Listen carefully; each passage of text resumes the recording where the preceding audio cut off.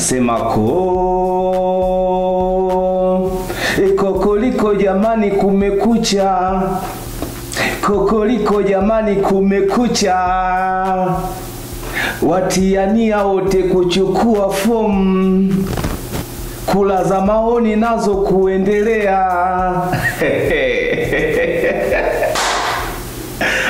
Mtazamaji, kwamba leo ndio leo kuna mambo makuu mawili.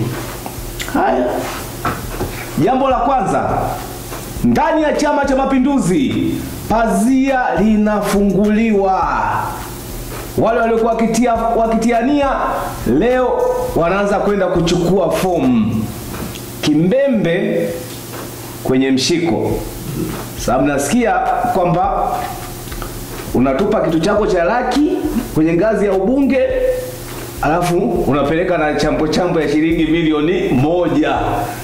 Sasa kama ulikuwa uchangi itakula kwako. Lakini pia leo hii kwamba Chama cha Demokrasia na Maendeleo ambao alianza jana, leo wanaendelea na kula za maoni. Sisi wanachukua fomu, Chadema wanaendelea kula za maoni. Mtazamaji, jina langu naitwa Francis Godwin, ambaye nitakuletea kipindi hiki cha magazeti asubuhi ya leo, ambapo tutakwenda kujadili kipindi hiki cha magazeti kupitia mjadala wa magazetini, ambapo mpiga picha wangu Bwana Mudi atakuwezesha kuweza kupata vile utakavyo yale ambayo tumekuandalia. Haraka katika gazeti la Mwananchi Jumanne ya leo, Jumanne ya tarehe 14 2020 linaandika wanawake Chadema watikisa majimboni, ni katika kura za maoni za kuwania ubunge zilizoanza hapo jana. Wanawake Chadema watikisa majimboni katika kura za maoni zilizoanza hapo jana. Habari nyingine ni inasema CCM yaonya mizengo uchukuaji fomu ukianza leo, na Azaki za eleza ongezeko la sheria zinazolalamikiwa. Lakini pia habari nyingine katika gazeti hili la Mwananchi ni hii ambayo inasema ukatikaji wa umeme kutumika kupima utendaji wa TANESCO, na nani uchaguzi wa rais wa muungano. Ni habari ambayo ipo katika gazeti hili la Mwananchi na inaendelea ukurasa wa 8. Hilo ni gazeti la Mwananchi, mpenzi mtazamaji. Gazeti la Uhuru Ukweli Daima, habari kubwa ambayo imepewa kipaumbele katika gazeti hili la Uhuru Ukweli Daima ni ambayo inasema kumekucha ubunge, udiwani na uwakilishi CCM. Naona kuna picha ya bwana Humphrey Polepole hapa. Lakini habari nyingine katika gazeti hili la Uhuru ni ambayo inasema shangwe mapokezi ya Dr. Mwinyi Zanzibar na kutua da leo Rais Dr. Sheni kumtambulisha hapo kesho. Na habari nyingine ambayo ipo katika gazeti la Uhuru ni ambayo inasema aliyemuua mkewe watoto ahukumiwa kunyongwa hadi kufa. Hili ni gazeti la Uhuru. Aliyemuua mkewe watoto ahukumiwa kunyonga hadi kufa. Tumpeleke ndugu yetu kwenye mwanga wa milele. Wewe uliua mke pamoja na watoto, ona sasa hukumu inachukua mkondo wake. Wimbo mzuri kweli, lakini inasikitisha. Habari nyingine katika gazeti la Majira, gazeti huru la kila siku, habari kubwa ni inasema heka ubunge CCM, heka za ubunge CCM zaanza rasmi. Lakini habari nyingine inasema ahukumiwa kunyongwa kwa kuua mke na watoto wawili. Ni habari ambayo imeandikwa katika magazeti mengine pia, na hapa inarudia. Lakini gazeti nyingine, habari nyingine katika gazeti hili la Majira ni inasema Dr. Tulia kuchukua fomu kumvaa Sugu. Dr. Tulia kuchukua fomu kumvaa Sugu. Lakini pia habari nyingine katika gazeti hili la Majira ni inasema Mwigulu kuchukua fomu ya CCM leo, ajitosa kumvaa Lema. Na habari nyingine ni inasema vyama vya siasa vyatakiwa visitumie wanawake kuleta vurugu. Hizo ni habari ambazo zimepewa kipaumbele katika gazeti hili la Majira. Kwa upande wake gazeti la Jamvi la Habari, sababu za Magufuli kushinda tena 2020 zaanikwa. Lakini habari nyingine katika gazeti hili inasema mchakato wa uteuzi wa wagombea CCM ni balaa. Haya, hilo ni gazeti la Jamvi la Habari. Kwa upande wake gazeti la Fahari Yetu, habari kubwa ambayo imepewa kipaumbele ni inasema joto la uchaguzi CCM la panda. Wameweka pale na ile ya kupimia joto la uchaguzi CCM la panda mpaka kwenye alama nyekundu. Lakini pia habari nyingine inasema nchi za SADC zatakiwa kupambana na ugaidi na wanawake waaswa kutotumiwa kisiasa. Hili ni gazeti la Fahari Yetu. Kwa upande wake gazeti la Tanzania Mnazi, hii nipata kulisoma. Kwa upande wake gazeti la Nipashe Mwanga wa Jamii, habari kubwa ambayo imepewa kipaumbele ni inasema neki yatangaza ajira 3000 uchaguzi mkuu. Na habari nyingine ni inasema kutumia taarifa za NIDA sasa mpaka kulipia fedha. Lakini pia habari nyingine katika gazeti hili la Nipashe ni ambayo inasema Tundu Lissu afunguka kuhusu Membe. Na habari nyingine ni inasema ahukumiwa kunyongwa kwa kumuua mke na watoto. Ni habari ambayo inajirudia katika magazeti kadha wa kadha. Lakini pia hapa mbele katika gazeti hili la Nipashe kuna habari ambayo inasema Yanga sababu za kipigo Simba. Hii hapa ni habari ambayo inaendelea ukurasa wa 24. Yanga sababu ya kipigo inasema hii hapa. Na wakati mwingine mngetulia tu. Yanga jana ilikuwa bahati mbaya, mpira haukudunda ulidunda upande wenu. Vumilieni tu. Lakini habari nyingine katika gazeti la Tanzania Fikra Yakinifu ni hii ambayo inasema wagombea ubunge udiwani CCM hatarini. Na habari nyingine katika gazeti hili la Tanzania Fikra Yakinifu ni hii ambayo inasema neki kupunguza majimbo ya uchaguzi, haitaongeza wala kupunguza majimbo ya uchaguzi. Na habari nyingine katika gazeti hili la Tanzania ni hii ambayo inasema mwanafunzi aliyepotea akutwa amefariki dunia. Hili ni gazeti la Tanzania. Kwa upande wake gazeti la Jiji, habari kubwa ambayo imepewa kipaumbele inasema watiania CCM wapigwa stop. Polepole asema ni kuhusu michango, atoa msimamo mzito wa chama, apiga marufuku watiania kujitangaza katika mitandao, asisitiza ubunifu, nidhamu, kujituma kazini.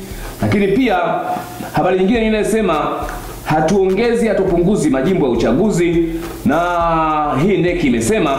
Na habari nyingine Dr. Tulia nagombea ubunge Mbeya mjini. Huyu ni aliyekuwa naibu spika wa bunge la Jamhuri ya Muungano wa Tanzania. Hilo ni gazeti ambalo nakwenda kuhitimishia kwa siku ya leo. Lakini kwa upande wa gazeti la burudani, kwa upande wa habari za michezo, burudani imekuja na habari ambazo zimepambwa na picha ya wanasimba wa 4 hawa ambao wamekumbatiana hapa, wakiwa wamemkumbatia Kichuya. Kuna Kichuya na nani wamekumbatiana hapa. Anasema siri 3 nzito za ushindi wa Simba.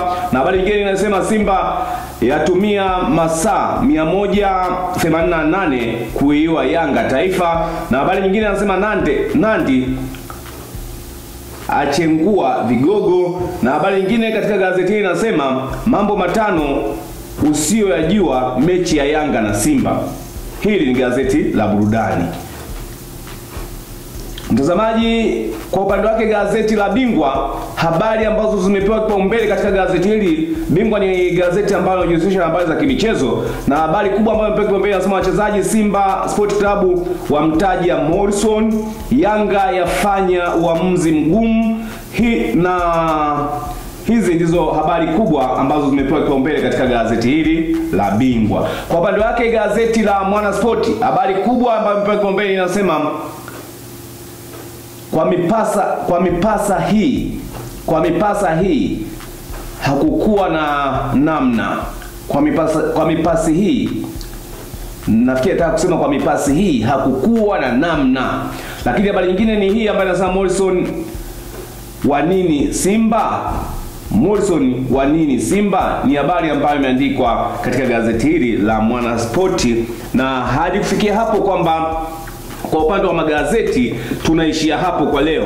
Na ukitaka kusoma zaidi habari hizi tayari kwamba zimekwisha pandishwa katika mtandao wa www.matukioDaimaMedia.co.tz, ama pakua application ya Matukio Daima katika Play Store ukiandika Matukio Daima TV, ambapo utaweza kusoma kila kinachoingia kwa wakati zaidi. Lakini pia unaweza kujiunga na channel yetu ya YouTube ambayo inakwenda kwa jina la Matukio Daima. Ukiingia pale YouTube ukaandika Matukio Daima, zinakuja Matukio Daima hizi 3.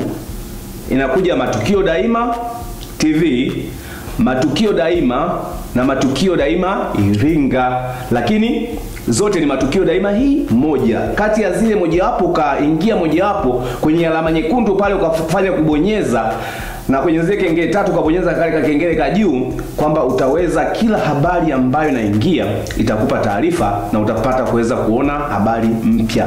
Matukio Daima channel ya YouTube ndio ambayo inaweka habari nyingi zaidi kwa siku. Yani unachagua tu, yani kwamba anasema huli kwa kujilamba.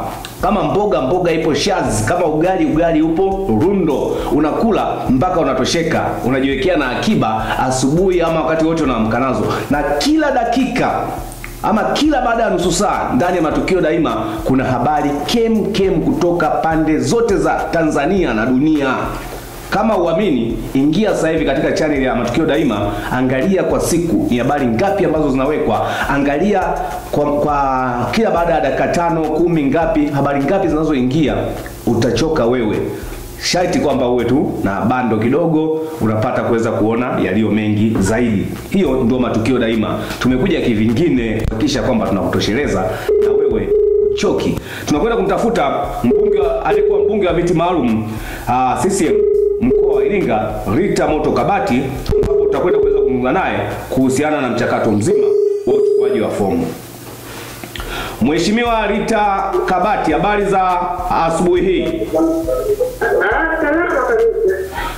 Mheshimiwa, najua ni mapema, nimekuamsha mapema, muda wa chai huu na muda wa kuamka kuweza kuweka vitu sawa kwa ajili ya kuweza kwenda kuchukua fomu. Nataka kuweza kufahamu umejipanga vipi na zoezi la uchukuaji fomu, kwa sababu ni kati ya watiania nao ulikuwa mmoja wapo na ni mbunge aliyomaliza muda wake.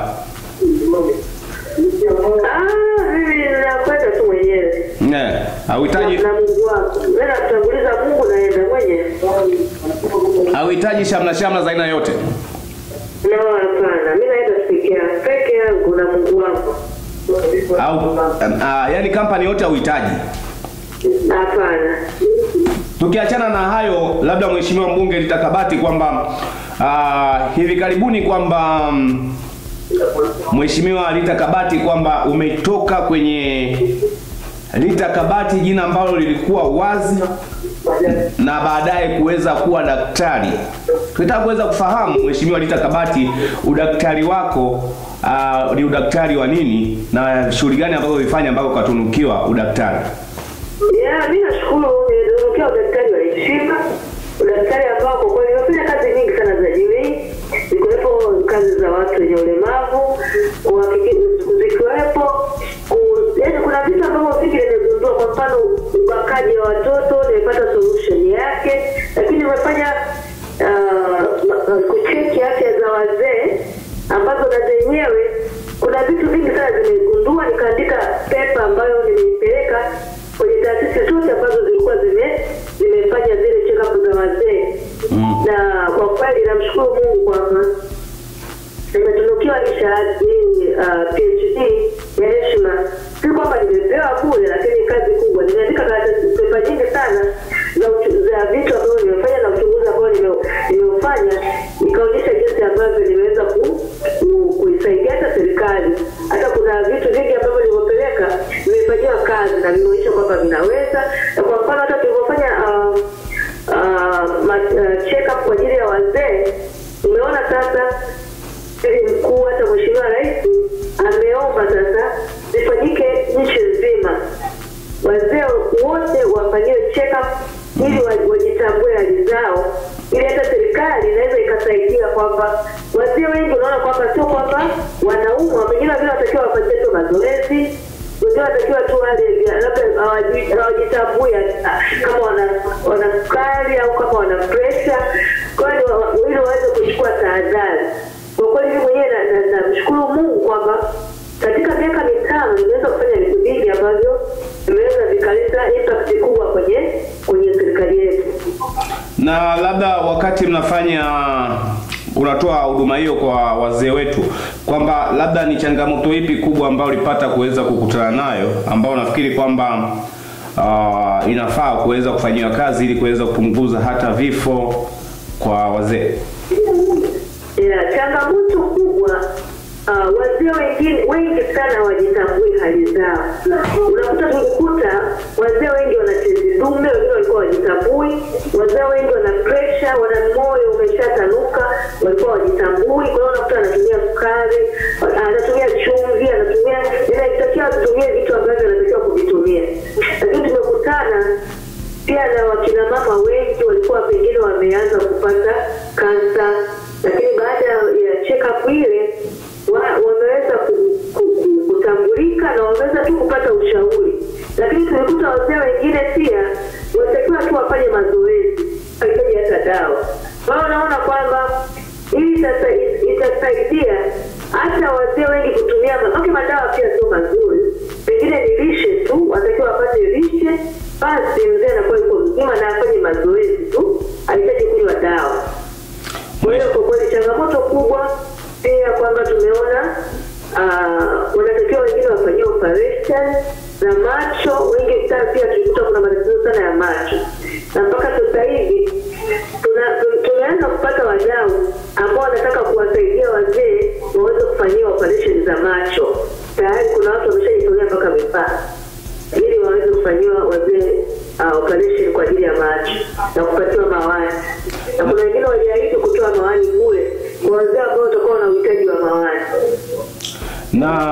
Na Mheshimiwa Rita Kabati, kwamba ajali za bodaboda zimekuwa nyingi, na tuliona kwamba ulikuwa umeanzisha ule mpango kwa ajili ya kuwasaidia wenye ulemavu kupatiwa miguu. Ni kweli waliopoteza viungo wengi hapa ilikuwa karibu 100 walijiandikisha, walijitokeza. Kuna ambao tayari washapewa viungo, kuna wengine kwa sababu ya hili gonjwa la corona tunasubiri, manake taasisi iliyokuwa commit kutoa viungo na tukaweza kuwagharamia wakaja hapa kwenye mkoa wetu. Kuna ambao walikuwa wameshatengeneza viungo lakini walikuwa wamekwenda India, wazao ni wa India. Sasa kutokana na hii corona wamezuiwa, lakini nilienda kwenye ile taasisi wakaniambia kwamba watakaporudi tu na wana imani kwamba gonjwa la corona litakuwa limepungua, basi watakuja kuanza kupitisha viungo kwa wale ambao wameshapima. Na bado natoa wito watu waendelee kujitokeza kwa wingi, kwa sababu watakapokuja kupima sasa tutapima wengine ambao walikuwa hawapata hiyo nafasi. Mheshimiwa Rita Kabati, kwamba tukushukuru sana. Nimeweza kutafuta baiskeli nyingi sana kwa ajili ya watoto wenye uhitaji, hata watu wazima. Vile sasa hivi tumeanza kuwatafutia shule watoto wenye ulemavu aina tofauti, na niwaambie tu kwamba nimeshatafuta nafasi kwenye shule zilizopo katika mkoa wetu. Baada tu ya zoezi kuisha, basi tutawapeleka shuleni. Mheshimiwa Rita Kabati, tukushukuru sana, na baadaye ukishamaliza kuweza kuchukua fomu yako, basi tutapata kuweza kuzungumza nje ya siasa mambo ya kimaendeleo ambayo umepata kuweza kuyafanya. Nashukuru sana. Na pia tunakushukuru hata wewe kwa kutuhabarisha siku zote. Tumekuwa tuko live kila wakati, kwa sababu kila wakati unakuwa huko kuhabarisha habari mbalimbali. Mount Royal Villa ni sehemu pekee mjini Iringa kwa wageni wanaohitaji utulivu na kubadilishana mawazo. Mount Royal Villa ni sehemu yenye hali nzuri ya hewa itakayokufanya ufurahie mapumziko yako kwa utulivu. Je, umefika mjini Iringa na unahitaji sehemu nzuri ya mapumziko kabla ya kuendelea na safari zako, na pengine mna masuala ya kibiashara ya kujadili sehemu yenye utulivu?